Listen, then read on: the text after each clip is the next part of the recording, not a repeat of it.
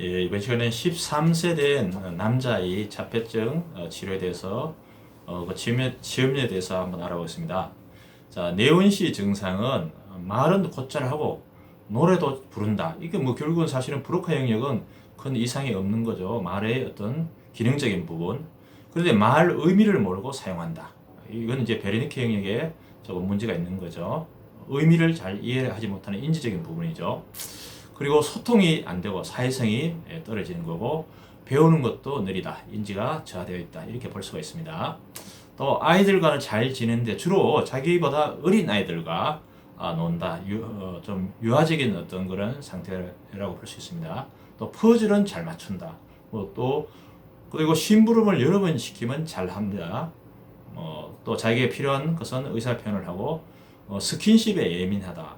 사실은 이제 자폐증을 갖고 있는 아이들 같은 경우에는 대부분 본능적인 부분, 뭐 음식이나 소리, 여러 가지 감각적인 부분이 상당히 좀 과잉 발달되어 있는 경우가 많이 있습니다.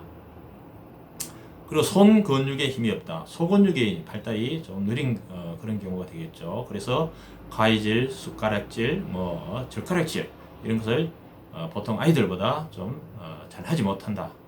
이렇게 보여지고 있고, 1년 늦게 초등학교 입학을 했고, 글씨를 집에서는 글씨를 쓰는데 받아쓰기를 곧잘 한다고 합니다. 근데 밖에서는 안 된다는 거죠. 그래서 제가 이상하게 생각해서 한번 아이를 불러서 받아쓰기를 시켜봤습니다. 자, 나무라고 제가 일부러 가로로 쓰지 않고 세로로 써봤습니다. 그러니까 아이가 전혀 읽지도 못하고 그 의미를 모르는 겁니다.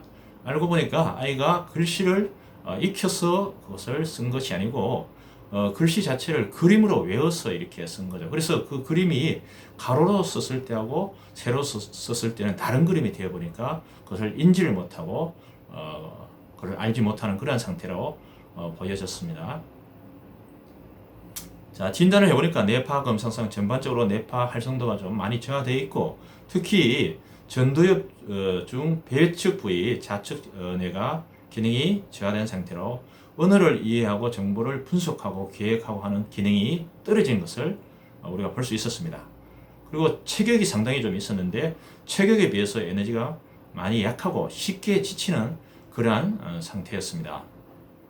그래서 치료를 해서 3개월 정도 경과되니까 손에 많이 힘이 들어가고, 글씨도 좀 이제 좀 예쁘게 쓰여지고 하는 소근육이 상당히 좀 발달되는 그런 상태까지 호전이 되었고, 집중 시간이 한 20분 정도에서 1시간 정도로 늘어났습니다. 그리고 5개월 경과 후에는 그전에는 아무 생각 없이 이렇게 공부를 했는데, 이제는 뭔가 문제의식을 가지고 생각을 가지고 공부를 하고 있고, 그리고 1시간 30분 정도 집중을 할 수 있는 그런 집중 시간이 늘어났습니다.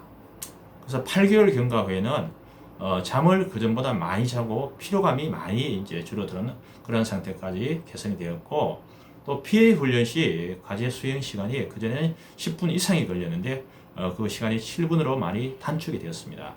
그리고 IM 점수도 50점대에서 30점대로 많이 개선이 되어서 순발력 같은 게 많이 증진된 것을 볼 수가 있었습니다.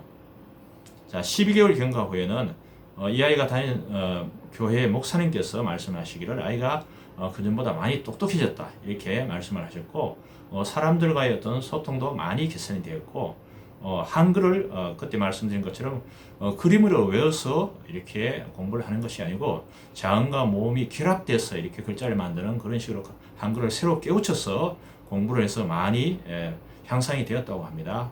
그전에는 말씀드린 것처럼 그림을 외워서 이렇게 글씨를 깨우치는, 배우는 그런 상태로 됐었는데, 이제는 제대로 이렇게 공부를 하고 있다고 합니다. 그래서 12개월 정도까지 지금 현재 치료를 하고 있습니다.